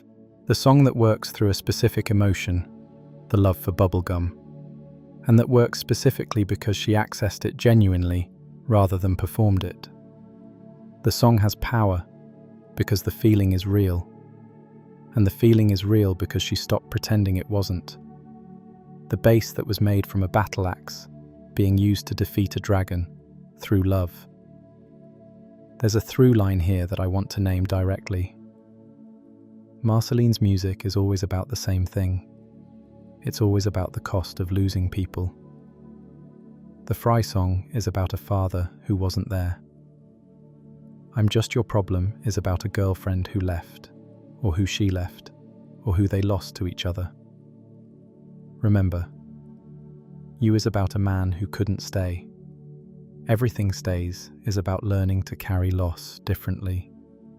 Monster is about the love that survived all the loss. All of it is the same song, in different keys, at different tempos, from different angles. She's been playing the same song since the ruins. She just keeps finding new ways to say it. Expansion H. What Marceline is within Adventure Time's larger themes. Adventure Time is a show about the aftermath, about what comes after the end of the world, about how you keep being a person, when everything that structured your previous understanding of personhood is gone. And Marceline is the character who embodies this most completely, because she was there. She was in the ruins. She was a child in the wreckage. She has been making herself up as she goes for 1,000 years in a world that was doing the same thing. Oliver Sava of the Efai Club, quoted in the Wikipedia article on Marceline, praised her as one of this show's most tragic characters. He also noted that she's been at the center of some of the show's most emotional episodes, and that beyond her dramatic value, Marceline tends to just make every episode better because her writers clearly enjoy writing scenes for her. Both of these things are true simultaneously. She's tragic, and she's enjoyable. The tragedy doesn't make her difficult to spend time with. It makes her more interesting. You want to know more about her. You want to understand how someone with all of this behind them moves through the world with this much energy, this much humor, this much appetite for adventure. The answer, I think, is that Marceline learned very early to take the world as it came. She didn't get to build assumptions about what life was supposed to look like. The world she was born into had just ended. The person who was supposed to teach her what the world was became someone else. The father who was supposed to be there ate her fries and didn't notice. You can't maintain illusions about what the world owes you in those circumstances. You learn to deal with what's actually there. And what's actually there is usually more interesting than you expected, and more painful than you expected. And the job is to keep going anyway. Pendleton Ward, talking about Marceline in the show's early days, said she was his favourite character because he didn't know everything about her backstory. This is the creator of a show saying that his favourite thing about one of his creations is the mystery, the things he hadn't figured out yet, the sense that there was more there than he had accessed. And the show spent years accessing it, filling in the mystery piece by piece through Sugar's episodes and the Stakes mini-series and Obsidian, and every piece made her more rather than less interesting. The mystery didn't diminish when it was solved, it expanded. Rebecca Sugar's encouragement, per the Wikipedia article, came from the show's creative team. People began to recognize Marceline as a bisexual individual based on what we had written about her interactions with other people, but also her feelings about herself. And Sugar had never seen that before. This is significant because it describes something that can happen in good fiction. The character becomes legible to the audience in a way that the creators are discovering alongside the audience. The character was read correctly. The reading was then confirmed and built upon. And the confirmation produced a show that ended with a GLAAD nomination, and the New York Times calling it one of 2020's best television episodes. The Marceline arc is also, in its way, about queer experience specifically. The experience of being not quite what you're supposed to be, not fully human, not fully demon, not fitting the categories that the world has available. The experience of discovering who you are in a world that isn't prepared for what you are. The experience of forming deep bonds that can't be fully named in the available language, that exist in subtext because the text isn't authorized yet. The experience of eventually getting to say the thing directly, to kiss in an apocalypse, to be there in Obsidian, to have HBO Max make the full hour of it and GLAAD notice it. The specific relief and joy of arriving somewhere that was always the destination, but that took 1,000 years to reach. This is why Everything Stays hits the way it does for so many people who came to this show through Marceline. The song isn't just about Marceline's loss. It's about the specific loss of things that change while you're not looking. The loss of people and worlds and versions of yourself. And the specific comfort of understanding that what you loved is still there. Changed, bleached, different, but still there. The underside still the same, waiting for you to find it again. Expansion. 1. the treehouse, the present day, and what Marceline means to Finn and Jake. I want to spend time on the treehouse section of Marceline's arc, the period that the show actually depicts in real time, the present day of the main series. Because it's easy to focus entirely on the backstory and miss how well the show handles her relationship with Finn and Jake. Marceline's introduction in Evicted, the 12th episode of the first season, aired April 5th, 2010, one of the earliest episodes of the whole series, is a masterclass in establishing a character quickly. She shows up. She evicts Finn and Jake from the treehouse. She thanks them for keeping it warm. She is immediately not what they expected. Not a monster, not a villain, something more complicated. She enjoys messing with them. She finds them interesting. And somewhere in the threat performance, there's the flicker of something else. A woman who has been alone for a long time, who maybe came to her old house because it's her old house, who maybe wanted someone to be there when she arrived, who thanks them for keeping it warm in a way that could just be courtesy and could be something else.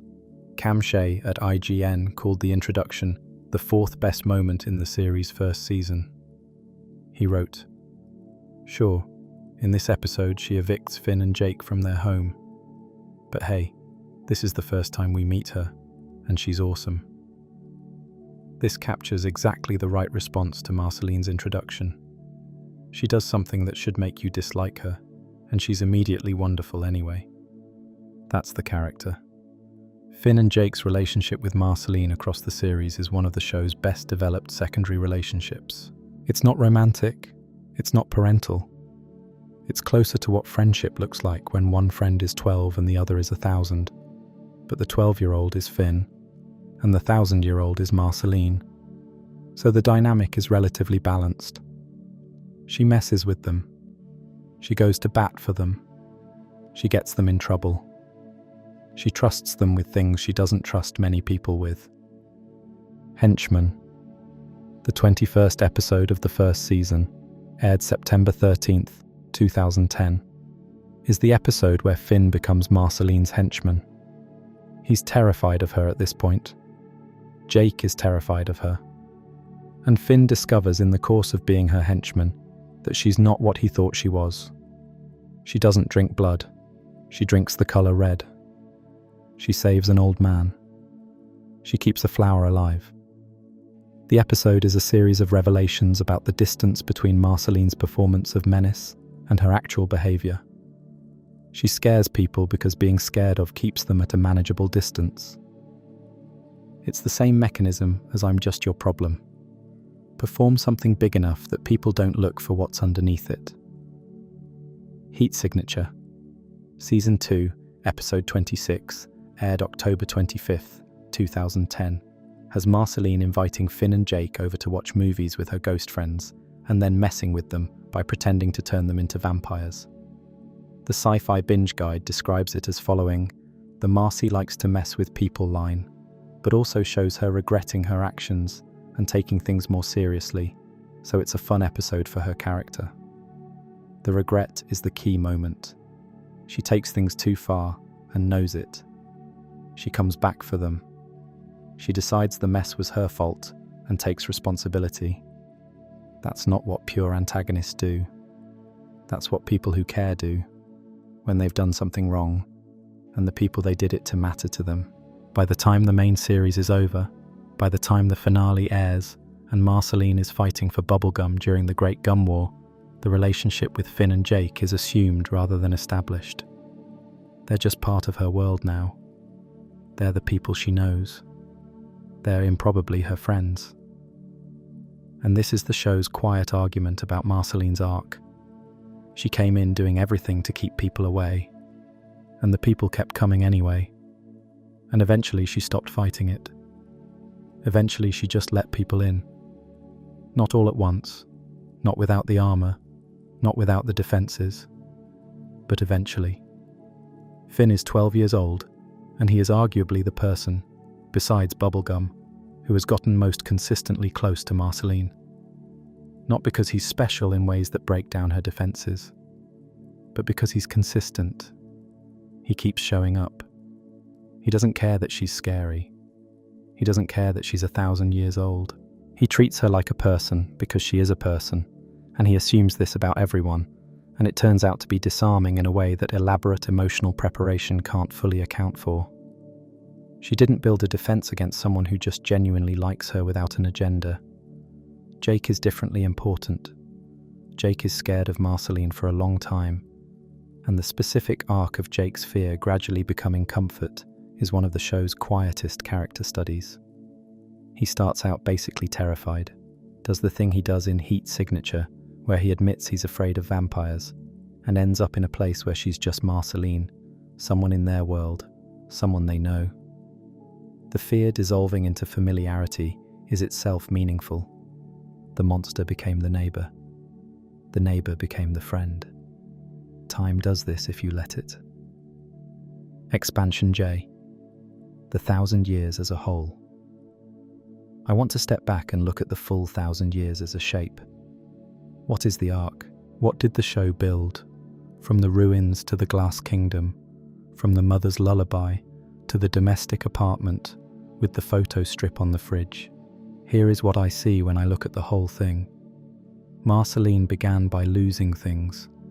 Her mother, Simon, the humans she protected, Hambo, the version of bubblegum she loved before everything got complicated.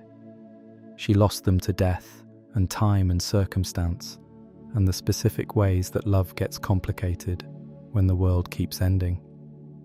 And the lesson she drew from all that loss was the lesson a child draws when they've been hurt badly enough, often enough. Don't let anyone close enough to lose them. This lesson was wrong. Not morally wrong. It's the sensible response to the situation. It's self-preservation. It's what you do when loss is the only consistent outcome of love. But it was wrong, in the sense that it wasn't ultimately what she wanted. She didn't want to be alone. She never wanted to be alone. She wanted to hang out. She wanted the treehouse to be warm when she came back to it. She wanted someone to keep her house. She wanted PB to still have the t-shirt. She wanted all of it. She just also wanted to not be hurt again. And those two things were in conflict for 1,000 years. The 1,000 years is the story of that conflict resolving, slowly and imperfectly, and at great cost. Simon leaving broke something open that the self-protection could never fully close. The memory of what it felt like to be found in the ruins and cared for by someone who tried. That memory persisted through every subsequent loss, became the standard against which everything else was measured. She knew what it felt like to be loved by someone who really tried. She spent the next 900 years trying to find something that measured up to it, and simultaneously terrified of finding it, because finding it meant risking losing it again. Bubblegum measured up. Of course she did. She's bubblegum. She kept the t-shirt. She was already looking for Hambo before Marceline knew she was looking. She sang a breakup song that was full of grief rather than contempt, which is what you do when someone breaks your heart rather than betrays you. She remembered everything. 2,000-year-old women carrying each other's memories across centuries without telling each other that that's what they were doing. And the resolution, the stakes acceptance, the obsidian homecoming, the domestic apartment, the matching tattoos in Fiona and Cake, is not the erasure of the loss. It doesn't undo any of it. Elise is still gone. Simon is the Ice King for 1,000 years of Marceline's life, and is now Simon again, but changed, healing, working through his own aftermath. The humans in the animal hats are gone. The centuries of estrangement from bubblegum happened. You can't retroactively unhurt the things that hurt. What you can do is what Stakes says. Take the darkness back into yourself and carry it differently. Make the weapon into the bass guitar. Make the 1,000 years of loss into Monster, the song that brings down the dragon. Everything stays. The underside is still the same. You can leave something and find it changed, and love the bleached side too. because that's the side that was in the sun. Marceline was in the sun for 1,000 years. Metaphorically, since she can't literally be in the sun, she was in the world. She stayed present in a world that kept trying to cost her everything. And the things she loved stayed too, changed, but present, waiting to be found again. That's the 1,000 years. That's Marceline. I've been sitting with this story all week, putting this together, and I keep coming back to the moment in Obsidian when young Marceline and Elise are walking in the desert, and the show briefly shows the desert as it will become, as the glass kingdom, built over the place where they walked. Elise is gone. The desert is gone, but the place is still there, transformed, full of people who have their own lives and their own history, and a dragon in their furnace that occasionally wakes up. And Marceline comes back to it, centuries later, because it needed her. Because some places remember you, even after you've forgotten them. That's what 1,000 years looks like from the outside. The places remember. The people you love keep the t-shirts. The stuffed animals bleach in the sun and become different and stay. The song you sang to a child in ruins gets sung back to the dragon that threatens the place where you walked with your mother, and the dragon falls asleep. Everything stays. Even love. Especially love. Thank you for being here with me tonight, for sitting with Marceline's whole story. She deserves the time, and I'm grateful you gave it. If you haven't subscribed, please do. It keeps these going, and I genuinely appreciate every single person who shows up for these. And if you can't sleep after this, if everything stays or I'm just your problem is in your head and won't leave, that's the right response. Those songs should be in your head. Let them stay there. They're allowed to stay. Everything is allowed to stay. Good night. Expansion K. Deep dive on the It came from the Nightosphere and Hunson relationship.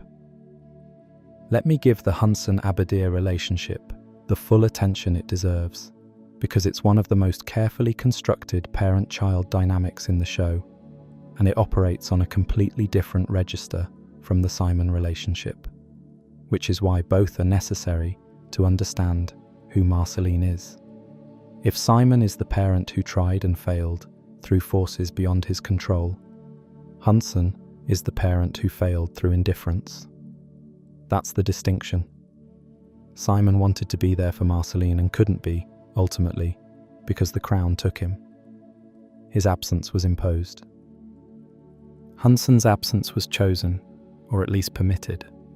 The rules of the Nightosphere, the requirements of being a demon lord, the general orientation of someone who subsists on consuming souls. All of these meant that Hunson was never fully present, even when he was physically there. He ate her fries. He didn't notice when she cried. This is not metaphor. He literally failed to register her emotional reality in the moment that she was having it, in his presence. The Fry song is specifically about the small, ordinary failure. This is what the show understands about how that kind of parental absence works. It's not usually dramatic. It doesn't usually happen in a moment of crisis, where the parent makes a conscious choice to prioritize themselves over their child. It happens in the small moments. The fries, the not noticing, the child standing right there having feelings, and the parent looking right past them, because the parent's attention is on something else. The cumulative weight of those small moments is what the Fry song is actually about. Not one meal where he ate her food. All the meals, all the not noticings, all the time she was in the room and might as well have not been. And then, years later, hundreds of years later, in the context of a show that is also a comedy about candy people, Marcy and Hunson gives you a different kind of scene. He shows up to her concert. He causes chaos. He embarrasses her. He literally causes a ghost fight, which is not a normal concert hazard even in the land of Ooh. He is, as the Sci-Fi Binge Guide notes, still a huge jerk. But he came. He was there. And the episode is built so that you feel the specific weight of both things simultaneously. He's a disaster, and he came. He's inadequate, and he tried. He's the father who couldn't be what she needed, and is making an imperfect late attempt, and the attempt touches her, even though she'd prefer it not to. The moment in Marcy and Hudson where Marceline is touched by his presence, the show handles it with extraordinary delicacy. She doesn't make a speech about forgiveness. She doesn't have a cathartic confrontation. She just is moved, quietly. He was there. He embarrassed her and caused problems, and was still Hudson Abadir, ruler of the Nightosphere, fundamentally oriented toward consumption rather than care. And also he was there. Both things.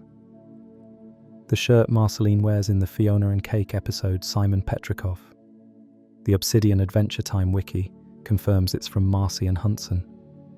The shirt her dad gave her. She kept it. She wears it sometimes. It's the bleached side of the stuffed rabbit, the side that was exposed, that got changed by time and the specific circumstances of this particular father-daughter relationship. It's not the underside, the original unchanged thing. It's the side that's different now.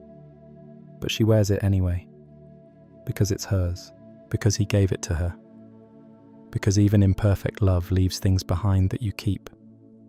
This is the full picture of what Marceline does with the people who love her imperfectly. She keeps their things. Hambo from Simon, the t-shirt from Hudson, the photo booth pictures with bubblegum on the fridge.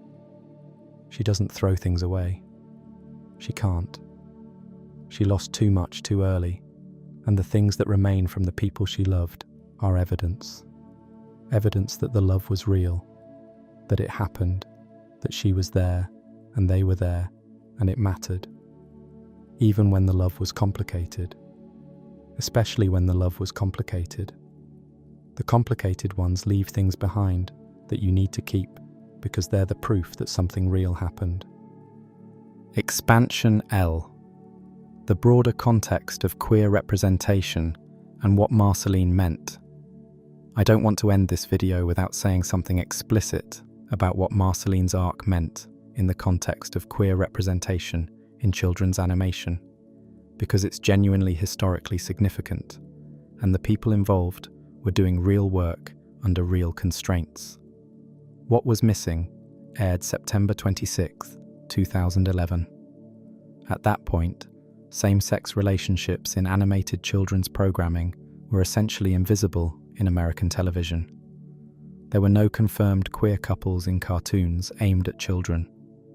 The closest things were subtext and implication, and the occasional episode that could be read as progressive, but was always deniable. And what was missing? Not through explicit content, but through the specific way it was written and animated, through the t-shirt and the song, and the history between two characters that was clearly romantic, even when nobody said the word. Did something that had genuinely not been done before on Cartoon Network. The controversy that followed is worth understanding in its specific shape. It wasn't that Cartoon Network objected to the episode existing. The episode aired. The controversy was about the promotional content that named what was in it, the mathematical recap that discussed the intense but confusing relationship between Marceline and Bubblegum, with what the Fundamentals describes as making the queer reading very clear. That video was pulled. The naming of it, the making explicit of what was in the subtext, was what caused the institutional response. This is not a trivial distinction. It means the show was allowed to tell the story, as long as certain audiences could deny it was being told. The subtext could exist, only the text couldn't. And this constraint produced, as I've argued earlier, something interesting. A love story that required the audience's active engagement, that rewarded attention, that was most fully visible to the people who were looking for it because they recognized themselves in it. Rebecca Sugar, in the 2020 interview, said she had never seen before the kind of queer representation Marceline embodied. She was talking about the specific combination, not a character who was coded as queer as a joke or a punchline, not a character whose queerness was treated as inherently tragic, but a character whose entire arc was a love story told in the register of real human emotional experience, and whose queerness was part of that without being the whole of it. Marceline is queer, and she is also half demon, and also the last vampire, and also a musician, and also the person who kept Simon's letters, and also the person who couldn't throw away the t-shirt, and also the person who flies into a dark cloud because someone needs to. The queerness is one thing among many real things. That's what Sugar had never seen before. That specificity. The GLAAD nomination for Obsidian. The New York Times Best Episodes of 2020. These aren't just validations of a good piece of television. They're markers of how much the landscape had changed between 2011 and 2020 in terms of what children's animation was allowed to be. Adventure Time helped change that landscape. The slow, careful work of building a relationship across years of episodes, maintaining it as subtext through external pressure, then landing it fully in the finale and building it out in Obsidian. That work contributed to a world in which a mainstream children's animation franchise could get a GLAAD nomination. And all of it was built on the foundation of two people writing episodes about a character one of them recognized herself in, the other being encouraged to put his own favorite creation's mystery into her backstory, because the mystery felt more true than certainty would have. Ward not knowing everything about her, Sugar recognizing something in her and bringing her own experience to it, Olsen performing her with enough of herself in the performance that the real and fictional became genuinely hard to separate. These are the conditions under which good work gets made. People bringing themselves to the thing they're building, trusting each other, following where the character leads. Marceline led here, to the glass kingdom built on the desert where her mother walked, to the dragon falling asleep to the song about love, to the photo booth strip on the fridge. She led here. Everything stays. The song about it too. Expansion. M. The full weight of the 1,000 years and what the show did with time. One of the things Adventure Time does with Marceline that I haven't named directly yet is something structural. It shows you the emotional truth of 1,000 years without trying to depict the 1,000 years directly. The show can't show you 1,000 years of individual experience. It's an 11-minute cartoon, and even a dedicated miniseries can only cover so much. What it can do, and what it does brilliantly with Marceline, is show you the residue, the things she kept, the things she carries, the specific way the 1,000 years is present in her body and her choices and her music without the show having to depict all of it. The treehouse is 1,000 years old. The treehouse is her house. She says this in Evicted, and she means it. She's had this treehouse for a very long time. She came back to it after however many years away and thanked Finn and Jake for keeping it warm. The specific warmth of that line, "Thank you for keeping it warm," is a line that carries the weight of all the times it wasn't warm. All the times she came back to it, and it was empty and cold and hers alone. Thank you for keeping it warm. She's grateful, genuinely grateful. Someone was there when she came back and made the place feel less like a monument to time passing and more like a home. The objects she keeps, Hambo for years, until Ash traded it, and then she spent a long time without it, and then she traded PB's t-shirt to get it back, and then she gave it to Bubblegum because the specific gesture of giving Bubblegum the most precious thing she had was the right gesture at that specific moment. She traded it again, this time by choice, this time as an act of love rather than an act of loss. That's the difference. Hambo was taken from her by Ash. Hambo was given by her to Bubblegum. The first was loss. The second was a gift. The object is the same object. The meaning is completely different. The bass guitar from the battle axe. She's been playing this for a long time. The Nitosphere battle axe that became a bass guitar. The transformation happened at some point in the 1,000 years before the show, and she's been playing it ever since.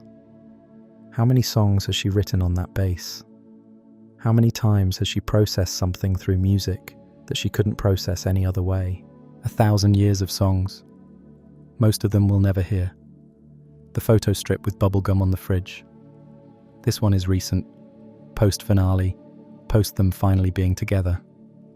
She's kept it immediately, naturally, without thinking about it. Because that's what she does. She keeps things. The habit is older than the specific happiness.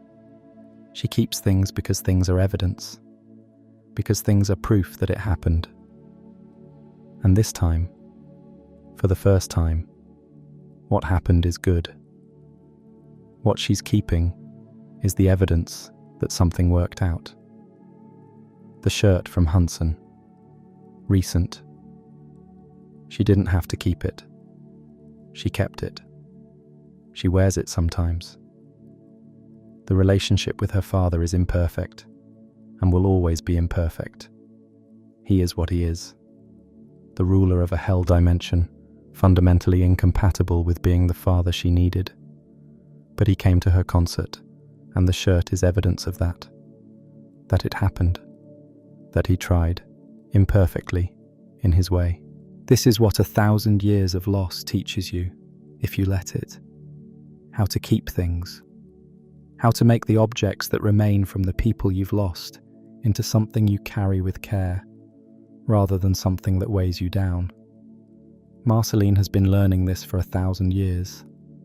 She's not done learning it. She'll probably be learning it for another 1,000 years if she lives that long, which she will, probably. But she's further along than she was when she was 7 years old crying alone in the ruins of the world. She's further along. That's enough. That's everything.